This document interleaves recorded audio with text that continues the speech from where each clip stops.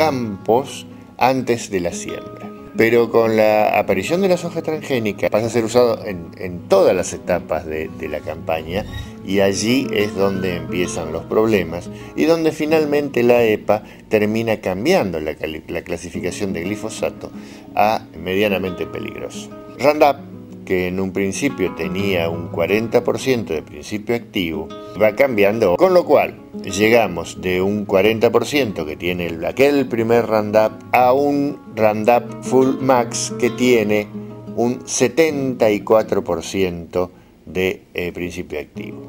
Sumado a esto, los adyuvantes figuran como sustancias inertes cuyo conocimiento es secreto comercial de Monsanto. Esto es, los productores están rociando alegremente sobre sus campos y muchas veces sobre sus propias viviendas y sobre sus propios cuerpos un producto del cual realmente no conocen su composición total y menos aún conocen sus efectos. Los adyuvantes son realmente tóxicos, realmente peligrosos, sobre todo hacia la conjuntiva, que es la piel que reviste el globo ocular, es decir, no el párpado, la conjuntiva.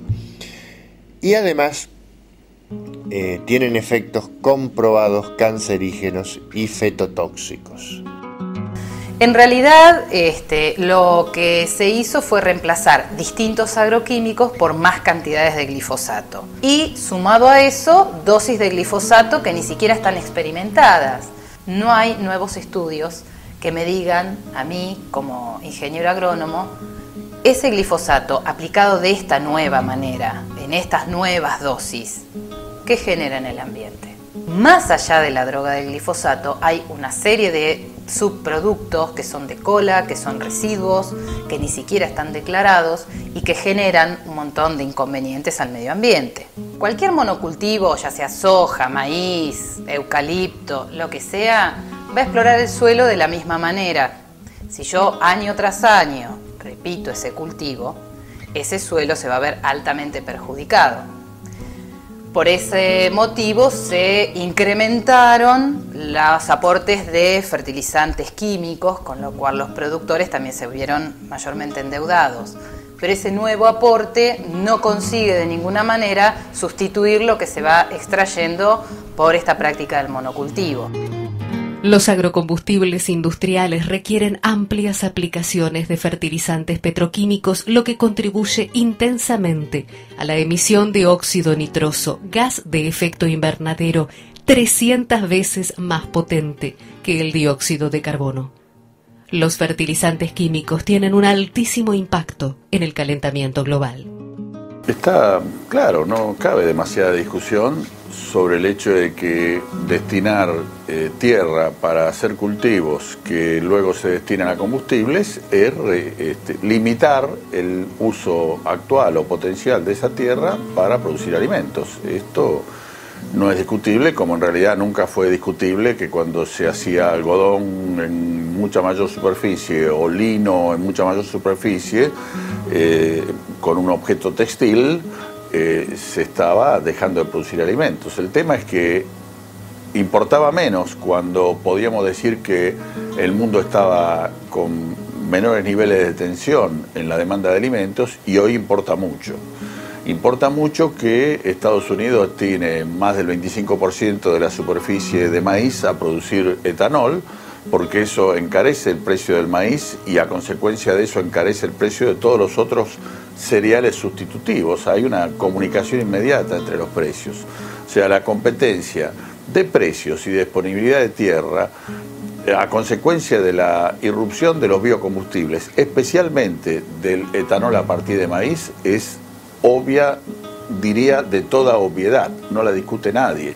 Algunos la festejan como una oportunidad de negocios, pero mirado desde otra perspectiva, indiscutiblemente genera una tensión creciente en el mercado de los alimentos, y por supuesto los primeros que pagan los platos rotos son los que menos disponen de dinero para comprar esos alimentos.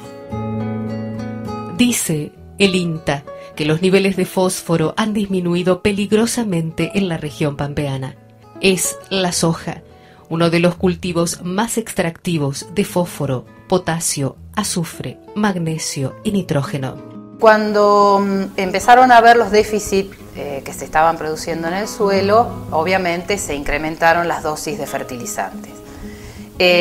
Esto no funciona de esta manera, o sea, yo no puedo extraerle a un suelo cualquier cantidad de minerales y después tratar de reponerlos en forma química, porque las plantas no lo vuelven a tomar de la misma manera, porque las plantas utilizan los elementos del suelo de determinada manera. Si yo no los vuelco al suelo de esa manera, la planta no lo reconoce. Caso concreto, el del fósforo. El fósforo puede estar en el suelo de 5 o 6 maneras diferentes.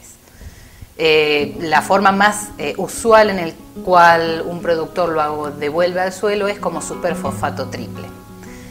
Pero para la planta eso no es el fósforo que ella necesita. Ella necesita el fósforo que está en el suelo, el fósforo edáfico. Ese superfosfato tiene que ingresar al ciclo del fósforo, ir biotransformándose, porque esa transformación es microbiana, y así llegar a una forma en la cual pueda ser tomada por la planta.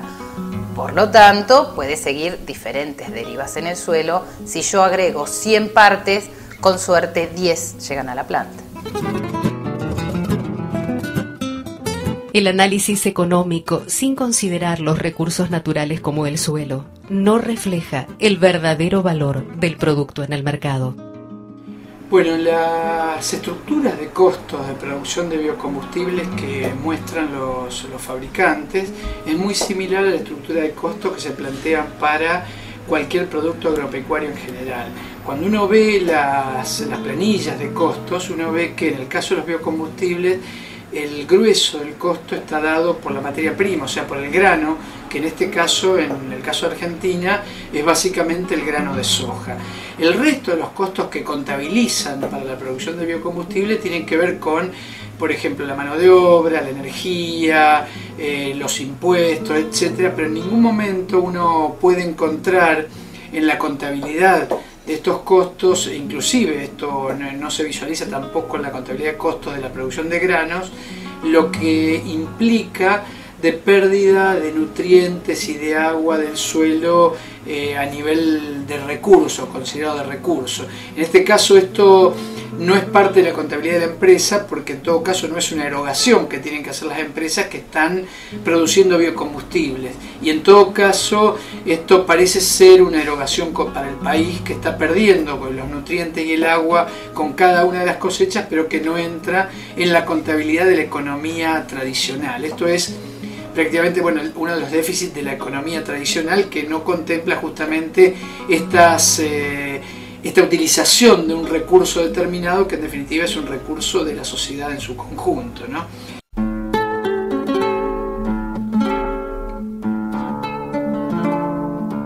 Los monocultivos de soja han dañado más de 37 millones de hectáreas de bosques y pasturas en Argentina, Brasil, Bolivia y Paraguay.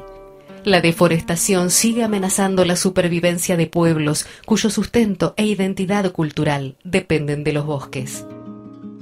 En todas partes del planeta, en los lugares donde están avanzando los cultivos de agrocombustibles, el impacto sobre los ecosistemas locales está siendo tremendo, porque básicamente un agrocombustible es un cultivo industrial que ocupa como mínimo miles de hectáreas, y esto significa, por un lado, un ataque a las producciones locales, a los cultivos de subsistencia de las comunidades locales, que o son desplazadas o se ven obligadas a empezar a trabajar para estos monocultivos industriales y dejan de producir sus propios alimentos, con el consecuente impacto en su vida cotidiana y en la producción de alimentos de subsistencia. Y por otro lado, hay una enorme pérdida de biodiversidad agrícola, en la medida en que esas semillas que la gente cultivaba y que desde hace cientos de años se venían conservando y compartiendo dentro de la comunidad y transmitiendo generación en generación,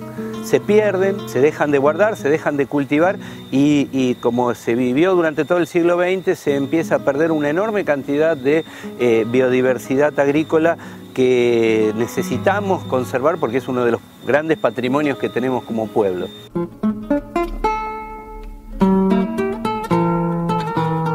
Argentina perdió el 69% de bosques en 100